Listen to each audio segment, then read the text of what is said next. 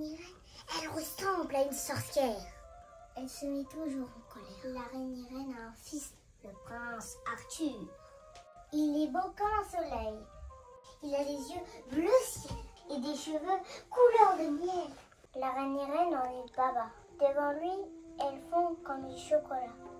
Devant le château de la reine Irène, on voit des filles défiler. Elles viennent du quatre coins du royaume. Elles portent leurs plus beaux bijoux. Bien sûr, elles sont prêtes à tout pour épouser le prince Arthur. Les mignonnes font la révérence. La reine Irène claironne. Tara, mon fils épousera, seul qui réussira 3 épreuves. La première, lui préparer un bon petit plat. La deuxième, lui coudre un vêtement de roi. La troisième, lui chanter une petite mélodie. Bon, je vous laisse faire, car j'ai à faire. Naturellement, les demoiselles le font de leur mieux. Et que je te mitonne un dîner délicieux. Et que je te fredonne une jolie balade. Et que je te mijote un succulent repas. Et que je te faufine une belle capine. Et que je te roucoule un petit air charmant. Quel tralala, quel brouhaha. Au milieu de tout ça, le prince Arthur est silencieux. Le soir, à la nuit tombée, les belles sont très fatiguées. Secouez-vous! Laquelle d'entre vous a réussi les 3 épreuves? Le prince Arthur marmonne. Aucune. Pas une m'a préparé de pralines ni de macarons. Toutes m'ont confectionné des habits ridicules. Quant aux chansons, n'en parlons pas. Aucune n'a votre douce voix. Dans ce corridor, disparaissez et que le vent vous emporte. Et le vent souffle sur la plaine, et le vent grimpe au-dessus des montagnes, et le vent traverse la mer, et le vent franchit le désert. À l'autre bout du monde, loin, loin, le soleil se lève dans ses coussins broutés. La princesse Leïla se lamente, elle sanglote. Mon père m'a choisi en mari. Dans 3 jours, je dois épouser un prince que je ne connais même pas, qui viendra me sauver. Soudain, elle entend un petit oiseau bleu vient de tomber sur la chaise. Oh Kiki, comme tu trembles, tu as l'air fatigué. Es-tu malade? Viens te reposer. Ne t'inquiète pas, je vais bien te cacher. Sinon, mon père t'emportera et t'enfermera, comme moi dans une cage dorée.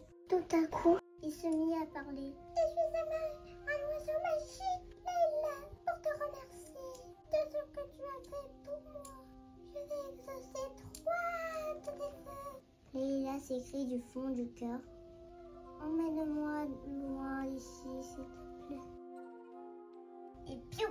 Sans savoir comment, en moins de temps qu'il ne faut pour le dire, son premier vœu est exaucé. Petit oiseau bleu se transforme en pélican géant. Les voilà partis dans le vent. Et le vent franchit le désert. Et le vent traverse la mer. Et le vent grimpe au-dessus des montagnes. Et le vent souffle sur la plaine. Au bout d'un moment, Leïla se sent bizarre. Oui, j'ai mal à la tête. Je voudrais redescendre sur terre. Et piout!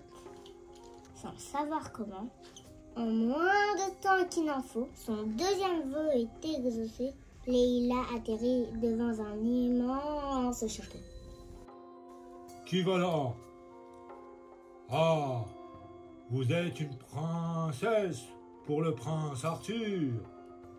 Entrez, mais prenez garde, car la reine Irène pique sa crise. Leïla n'a pas le temps de dire bonjour. Déjà, la reine Irène lui hurle dans les oreilles. Tari, tari, tara. Le le prince Arthur tu épouseras. Mais avant, 3 épreuves tu passeras. Et Catherine et Katara. Dites de suite, je n'ai pas de chance. On veut encore me faire épouser un prince que je ne connais pas. C'est ce qu'on verra. Si tu veux que je cuisine pour toi, dis-moi au moins ce que tu as envie. Je voudrais des pralines et des macarons. Des quoi? Désolée. Dans mon pays, ça n'existe pas. Aucune importance. Je vais te montrer. Le prince Arthur met la main à la pâte. Les douceurs sont bientôt prêtes. Leïla les goûte et s'esclave. Quel délice! C'est presque aussi bon que les loukoums. Passons à la 2e épreuve. Et couds-moi un bel habit. Que dirais-tu d'un joli tricot bien bouillasse dans le lait? C'est que je ne sais pas tricoter. Dans d'autres pays, il fait toujours chaud. Aucun problème. Moi, je sais. Et le prince s'empare de ses aiguilles, maille à l'envers et maille à l'endroit. Tic, tic, tic, tac, tac, tac. Et voilà le résultat. Leïla applaudit et dit « Ah, bravo, un vrai gilet de roi. C'est aussi beau qu'une djellaba en soie. » Et si tu chantais maintenant? Oh là là, veux-tu qu'il pleuve? Je chante faux, c'est une horreur. Eh bien alors, écoute-moi. Au clair de la lune, mon ami Pierrot, écrire un mot.